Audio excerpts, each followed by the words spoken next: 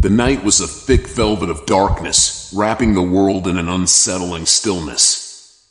Thomas and Lucy, eager to escape the noise of the city, had chosen this back road on a whim. They hadn't planned for the fog, thick and impenetrable, to descend so suddenly, obscuring their path and turning their sense of direction into a maddening guesswork. Halloween had always been their favorite holiday, but this year, it felt different, a little too quiet, too strange, as if the holiday itself had taken a darker, less festive turn. "I think we're lost," Lucy murmured, her voice barely above a whisper. She had been staring out of the window for what felt like hours, but there was nothing to see except the swirling mist. Thomas tightened his grip on the steering wheel, his knuckles pale in the dim light of the dashboard. "We can't be far from the highway," he said, though his voice betrayed a hint of uncertainty. The GPS had lost signal long ago, and every attempt to find their location on a map app ended in frustration. Then, almost as if conjured by their frustration, they saw it, a faint, flickering glow in the distance. It appeared to be the warm light of a village, nestled just off the road. Relief washed over them both. Finally, Thomas muttered under his breath, turning the car toward the glow. "We can ask for directions and get out of here." The village itself was small, a cluster of quaint cottages with thatched roofs, and cobblestone streets that looked like they hadn't changed in centuries. At the center, a large, ornate house loomed, lit by lanterns that swung gently in the breeze. But there was something peculiar about the place, something that neither of them could quite put their finger on. The villagers they passed were dressed in old-fashioned clothes, as though they had stepped straight out of a history book, and not one of them seemed to notice the modern vehicle creeping down the street.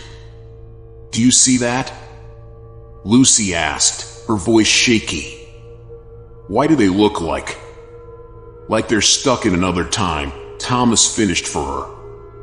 They parked the car near the village square, where a small group of people had gathered, apparently preparing for some kind of celebration. Banners hung from poles, and carved pumpkins flickered with candlelight, casting long shadows across the ground.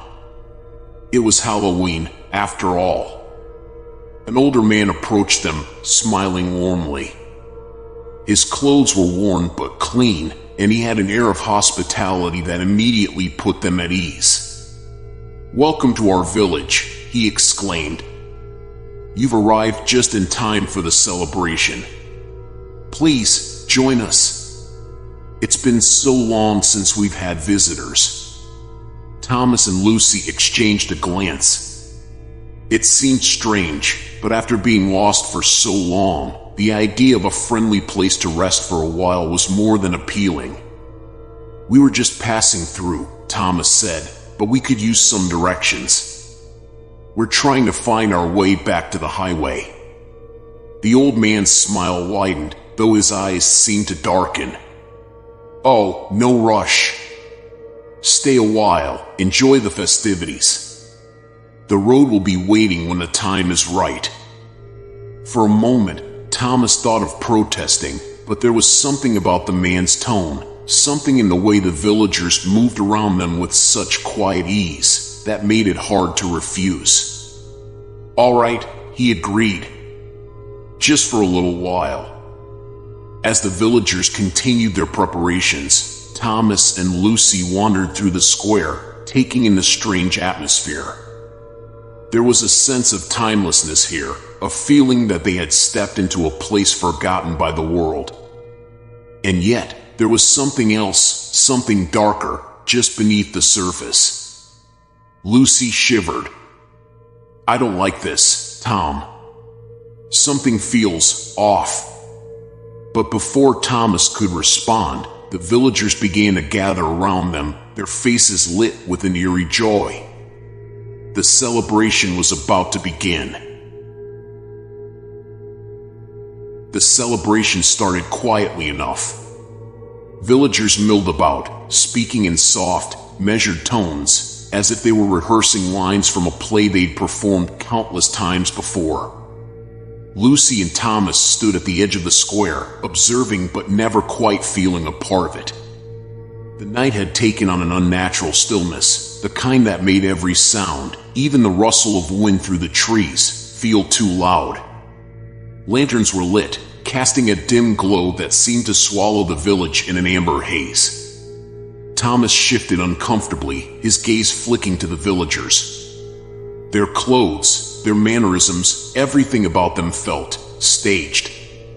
It was like watching actors locked in a strange, otherworldly play, one that didn't belong to the present. His stomach knotted, but he kept his thoughts to himself. Lucy already looked unsettled. An older woman with gray hair tied up in a tight bun approached them. Her eyes were dark, almost too dark, and her smile too wide. "It's been years since we've had guests for the celebration," she said in a voice that felt as old as the village itself. "You're just in time." "In time for what, exactly?" Lucy asked, trying to sound polite, but her voice trembled. The woman's smile never faltered. "Why, the night of offering, of course. It's a tradition, one passed down through generations." Her eyes gleamed as she gestured toward the center of the square, where villagers began to gather in a circle, their faces illuminated by the flickering lanterns.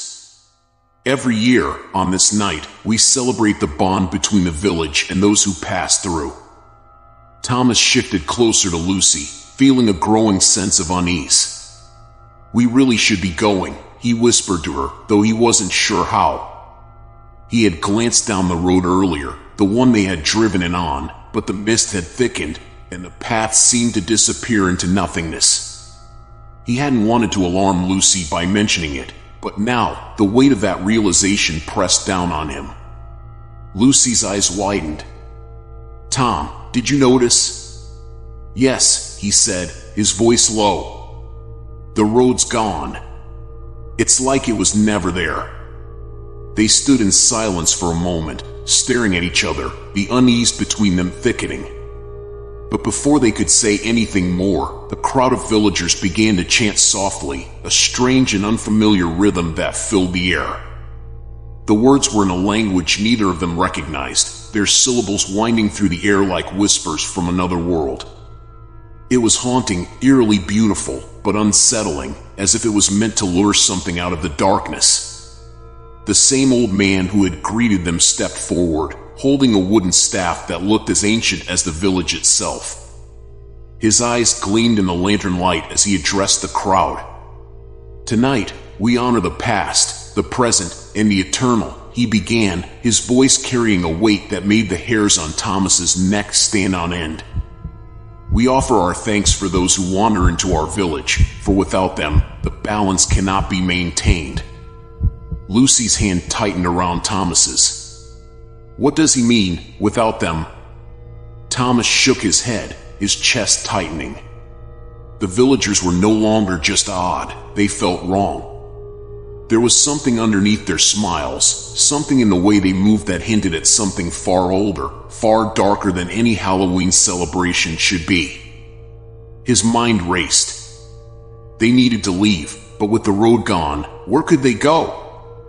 The chant grew louder, more insistent, and as Thomas glanced around, he noticed the villagers' faces. They were staring at him and Lucy now, watching, waiting, as if the couple had a role to play in this twisted performance. The eerie calm of the villagers, combined with the growing intensity of the chant, made his skin crawl. "I think we're the ones they're offering," Lucy whispered, her voice breaking the silence between them like a knife. Thomas's breath hitched. The old man was now looking directly at them, his eyes cold and calculating. "It's tradition," he said, smiling. "A once-a-year event. It's how we survive. The village thrives on the guests it welcomes on this night." "We need to go," Thomas muttered under his breath. "Now." But as they turned to leave, they saw it. Their car, the last remaining piece of their world, was no longer where they had parked it. In its place was nothing but mist and shadow. The square seemed to shrink around them, the villagers closing in with quiet, deliberate steps. The soft chant still filled the air, but now it felt suffocating, a dull hum pressing down on Lucy and Thomas as they backed away from the gathering crowd. Lucy's heart raced, her breath coming in shallow gasps. The village, the lanterns, the faces watching them, it was as though the world had shifted into something dreamlike and wrong, a place where reality was thin and fragile. "There has to be a way out," Thomas whispered, his voice tight with barely controlled panic. Lucy nodded, her eyes darting around, but all she could see was the fog, dense, swirling fog that had swallowed everything outside the square. The houses, the cobblestone streets, the path they had driven on, everything beyond the circle of lantern light had vanished into that impenetrable mist. "Are we trapped?" Lucy's voice shook with the question, her words barely audible, as if she feared that speaking them would make the situation more real. Thomas swallowed hard. No, there's a way out. There has to be." He was trying to stay calm, trying to be the one who kept it together, but the fear in his eyes mirrored her own. The villagers, still smiling their eerie, hollow smiles, began to move in unison, like actors in a slow, deliberate dance. They circled the square, their footsteps light on the cobblestones, the rhythm of their movements matching the chant that seemed to pulse through the air. It was a strange, almost hypnotic procession, calm, patient, as though they had done this 100 times before. Lucy felt the pressure building in her chest, her mind racing. "What do they want from us?" she whispered. "They need us," Thomas replied, his voice barely above a whisper. The old man said something about balance. "They can't do this, whatever this is, without us." Lucy's eyes flicked to the old man, who now stood in the center of the square, watching them with those dark, knowing eyes. He held his wooden staff like a relic, a symbol of power passed down through generations. The villagers, moving in their endless circle, seemed to draw their energy from him, as if he were the conductor of this macabre symphony. Then, without warning, the chanting stopped. The sudden silence was almost worse than the sound, thick, heavy, and full of expectation. The villagers halted their slow, rhythmic dance and turned as one to face the couple. Lucy's hand tightened around Thomas's, and he squeezed back, though neither spoke. There was nothing to say. The unspoken truth hung between them, thick and cold. They were the offering. The old man raised his staff, and for a moment, Lucy thought he might speak, might explain why they had been chosen, why this village was locked in time, why the road had vanished. But he remained silent, his eyes gleaming with something ancient, something that made her stomach turn. Lucy couldn't take it anymore. "What is this?" she demanded, her voice trembling but loud in the quiet. "Why are you doing this to us?"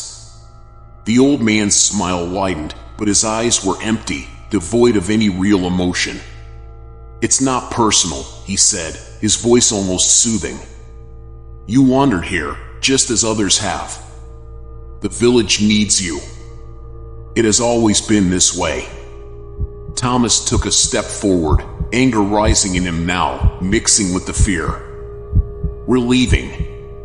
You can't keep us here." The villagers didn't move. They simply watched, their expressions calm, almost serene, as if they knew something Thomas didn't. "You cannot leave," the old man said gently, as if explaining something obvious. "The road is gone, as it always is on this night. You are part of the village now, just as we are.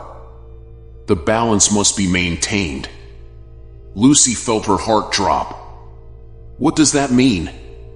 What balance?" "The living and the not," the old man said softly, his words lingering in the air like a cold breath. "Every year, we offer what is needed. You wandered here for a reason, though you may not know it. The village called to you." Thomas's hands clenched into fists. "This is insane. You're not keeping us here." But even as he spoke, Lucy felt the weight of the old man's words settle over her like a shroud. The road was gone. The mist was too thick. They were surrounded by people who didn't seem fully real, who moved and spoke like echoes of a different time. Every instinct in her screamed that this was no ordinary place, that they were, indeed, trapped. And then, something even worse crossed her mind. She turned to Thomas, her voice barely a whisper. "What if they're not alive?" For the first time, the possibility that these villagers were something else, something far older and far more dangerous than just people from another era, made the air between them feel thin and brittle. The old man, as if hearing her thoughts, gave a small nod, his eyes gleaming. "You understand now," he said quietly. The lanterns flickered, and the fog seemed to close in around them. The mist was thicker now, curling around Lucy and Thomas like a living thing, dampening the air and muffling their breaths. The village square seemed even smaller, more confined, as if the very space had conspired to trap them. Lucy's mind whirled with the old man's words, trying to grasp their meaning, but the more she thought about it, the less sense it made. And yet, the creeping certainty that they had been drawn here, lured, perhaps refused to leave her. "The living in the knot," she murmured, her voice barely more than a breath. She glanced at Thomas, but he was staring at the villagers, his jaw clenched. They still stood, watching, waiting. Then, without a word, the old man raised his hand, and the villagers began to move again. This time, they walked toward the long wooden tables that had been set up along the edges of the square. The tables, Lucy realized with a start, were now covered with dishes and platters, all gleaming in the flickering light of the lanterns. She hadn't seen anyone set them, hadn't noticed when they had appeared. But now, the scene before her looked like something from another century, an ancient harvest feast laid out under the night sky. "They expect us to join them," Thomas whispered, his voice low and tense. "But we're not staying." Lucy nodded, though fear clutched at her. "We need to find a way out. Maybe there's a gap in the fog, or a path we didn't see before." Thomas turned toward the edges of the square, his eyes scanning the mist, but he hesitated. The villagers had all taken their seats, and now they were staring at Lucy and Thomas with those unnerving smiles. The old man, at the head of the table, motioned for them to sit. "We don't have to go along with this," Thomas muttered, but Lucy could hear the doubt in his voice. They were outnumbered, surrounded by these strange, otherworldly figures, and there was still no clear escape. Reluctantly, they moved toward the table, their footsteps echoing on the cobblestones. As they approached, Lucy's stomach twisted. The food on the table, piles of roasted meats, golden breads, and gleaming fruits, looked inviting, but there was something wrong with it. She couldn't put her finger on it at first, but as they drew nearer, she realized that it wasn't just the food. It was the silence. The village square was utterly quiet. The villagers, those seated and watching them, did not speak. There were no sounds of chatter, no clinking of plates or utensils. Even the soft wind that had stirred the leaves earlier seemed to have died. It was as if they had stepped into a moment frozen in time, a picture of a feast, but with all the life drained from it. Lucy and Thomas hesitated at the edge of the table. The old man's gaze remained fixed on them, his eyes dark and knowing. He gestured again, this time more insistently. "Sit," he said, his voice soft but commanding. Thomas glanced at Lucy, his expression hardening. "We're leaving," he said, louder this time. He turned on his heel, pulling Lucy with him, and started toward the fog. But as they neared the edge of the square, the fog thickened, swirling in dense clouds that seemed to solidify before their eyes. Thomas cursed under his breath, yanking Lucy toward another direction, but it was the same. No matter where they turned, the mist closed in an impenetrable wall. "Thomas," Lucy whispered, panic rising in her throat. He turned back to the square, his face pale but determined. "We'll just have to play along for now," he said through clenched teeth. "But we'll find a way out." Reluctantly, Lucy followed him back to the table. The villagers still watched in eerie silence, their eyes never leaving the couple. With a deep breath, Lucy sat down beside Thomas, her hands trembling in her lap. The old man smiled, more of a grimace, really, and gestured toward the food. "Eat," he said, his voice soft and steady. "It's tradition." Lucy's stomach turned. She had no desire to touch the food, though it looked perfectly fine. Something about this whole scene felt wrong, poisoned with an invisible threat. Thomas hesitated too, his eyes flicking nervously toward the villagers. "Why are you doing this?" Lucy asked, her voice shaky. The old man didn't answer. He simply smiled that hollow smile and gestured again to the food. The silence stretched on, suffocating, as if the air itself was pressing in on them. Thomas reached for a piece of bread, his hand trembling slightly. He tore off a small bite, holding it up as if to test it. Lucy watched him, her pulse quickening. Something in her gut screamed at her to stop him, to tell him not to eat, but before she could say a word, Thomas popped the bread into his mouth. He chewed slowly, his face tight with tension. Lucy held her breath, watching him intently. For a moment, nothing happened. Then, without warning, Thomas's eyes widened, his hand flying to his throat. He gasped, his body convulsing. "Thomas!" Lucy cried, reaching for him, but his body went rigid, his face contorted in a mix of shock and pain. The villagers still sat, unmoving, their eyes locked on the scene before them. Lucy grabbed Thomas's arm, shaking him, but he didn't respond. His body remained frozen, his eyes wide and terrified. And then, as suddenly as it had started, the convulsions stopped. Thomas's body relaxed, his hand falling from his throat.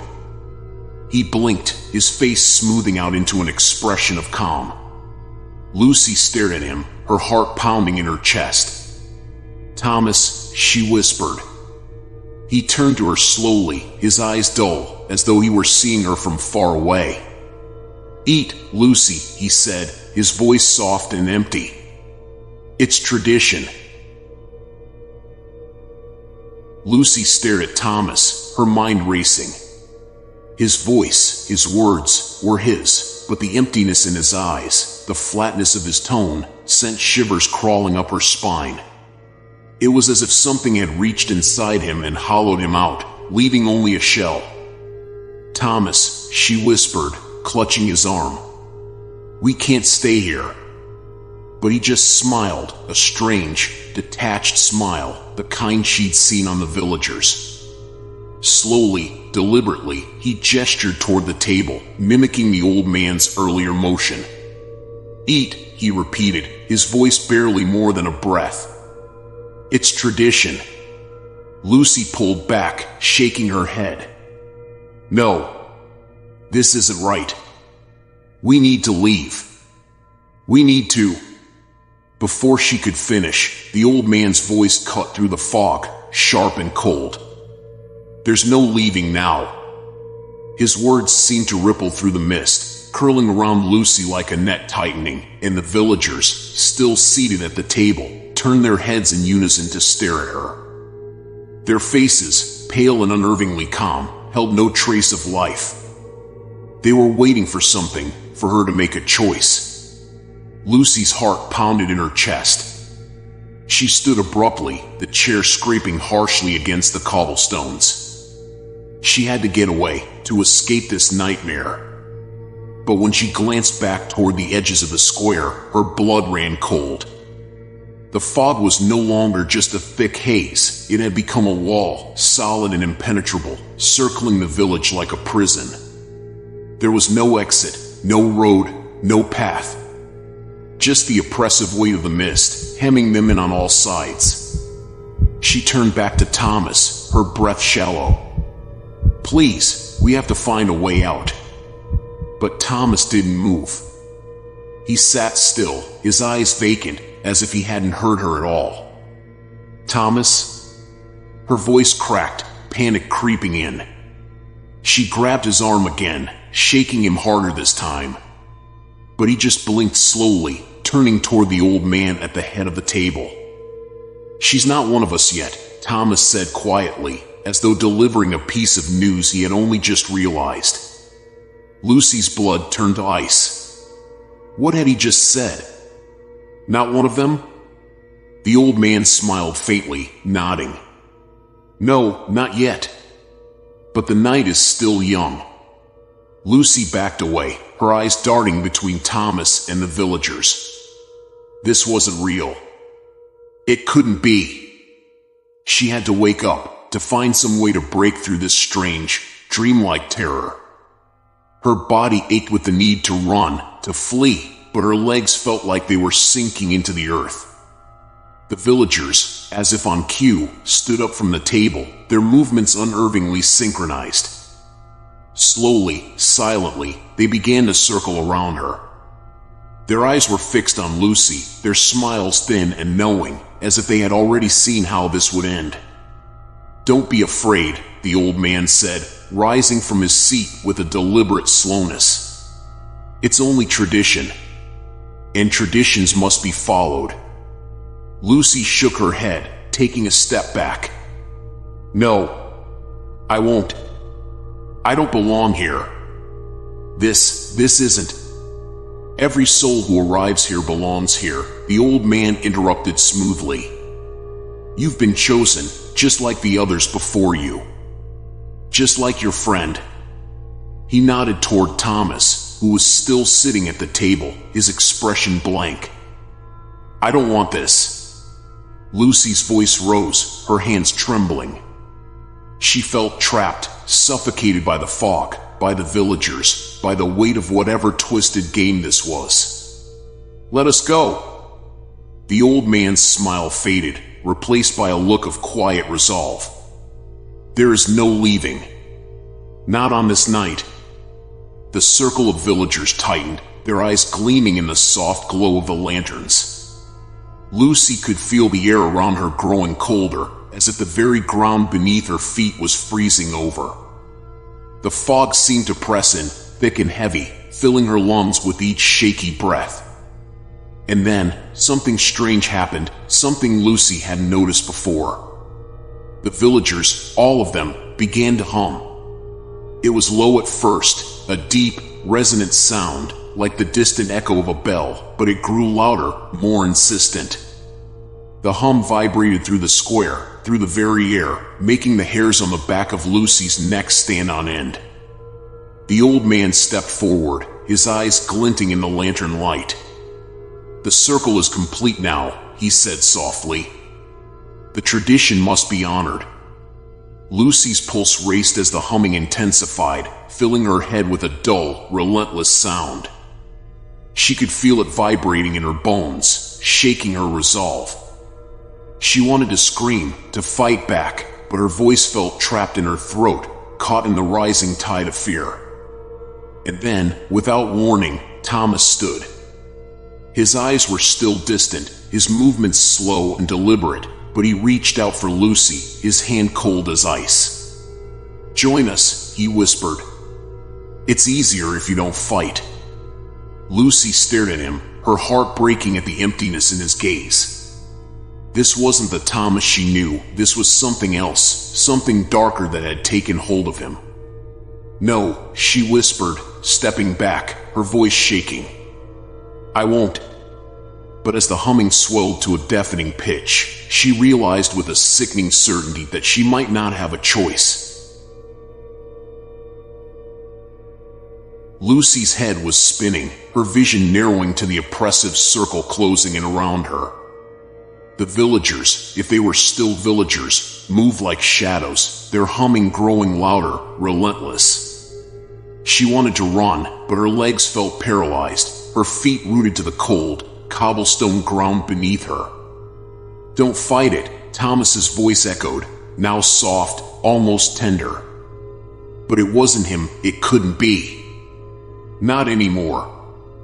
The old man stepped forward, his face creased with age and something else, something ancient, beyond time. "You see, child," he began, his voice calm in the midst of the rising hum, "there's no need for fear. This has always been. It will always be." Lucy shook her head, backing away, but there was no space left. The villagers formed an unbroken wall of bodies, their faces blank, their eyes reflecting nothing but the dim glow of the lanterns. "We didn't choose this," Lucy said, her voice barely a whisper, trying to find some thread of reason, some way to break the spell. "We didn't ask to come here." "You didn't need to choose," the old man replied. "It chose you. This night, every year, we receive new guests. Visitors lost on the road, travelers seeking refuge." He spread his arms wide as if embracing the fog itself. "The village calls them home." Lucy's breath quickened. The village. This place had drawn them in, trapped them here, and now it would keep them, like it had kept the others. How many before her? How many more after? Thomas moved toward her again, his arm outstretched. "It's not so bad," he whispered. "Once you accept it, it's easier. You'll forget the other world. You'll belong here." His words, so calm, so devoid of the panic that churned in her, cut through Lucy like a knife. "No," she muttered, though her voice was weaker now. "I don't want to belong here." The fog thickened, swirling around them like smoke, pressing in on her. The humming, the villagers, the weight of the night, it was all too much. Lucy's vision blurred as her mind raced. She couldn't give in. There had to be a way out. Her eyes darted toward the edge of the square, where the darkness seemed deepest, where the fog curled and pulsed like a living thing. If there was any chance at all, she had to take it. In a sudden burst of desperation, she shoved past Thomas, her legs moving before her mind could catch up. She didn't know where she was going, only that she had to run far from the village, from the fog, from the unbroken circle of those who had already surrendered. "Lucy!" Thomas's voice echoed behind her, but it was distant, hollow. The villagers didn't chase her. They stood, their eyes following her as she ran, but their feet remained planted in the square. The humming grew softer, quieter, as if they were letting her go, or as if they knew something she didn't. Lucy's heart pounded in her chest, each breath ragged as she stumbled through the mist. She could barely see the road, if it was even still there. Everything around her was shrouded in that terrible, suffocating fog. She ran until her legs burned, until her lungs felt ready to collapse. And then, as suddenly as it had begun, the fog lifted. Lucy stopped, gasping for air, her eyes wide with disbelief. She stood on the same road where they had first turned off earlier that night. The village was gone. No trace of it remained, just an empty stretch of highway, silent and still in the pale light of the moon. For a moment, she could barely breathe. She was free. But as she stood there, catching her breath, her heart still racing, a cold realization washed over her. Thomas. She spun around, looking back toward the dense trees and the empty road. "Thomas," she called, her voice echoing in the stillness. But there was no answer. He was gone. He hadn't run with her. He was still there, still trapped.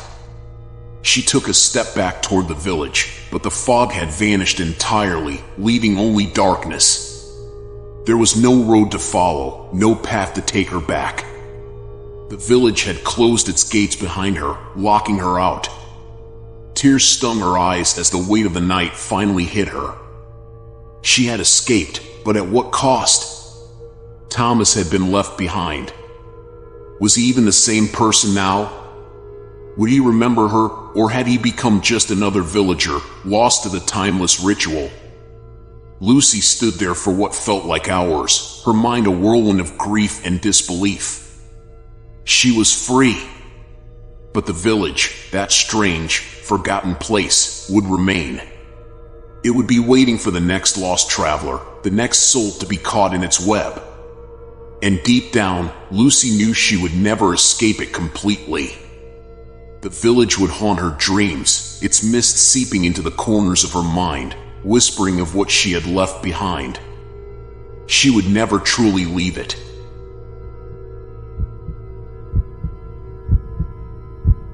Years later, on a quiet Halloween night, Lucy sat by her window, staring out into the darkened sky.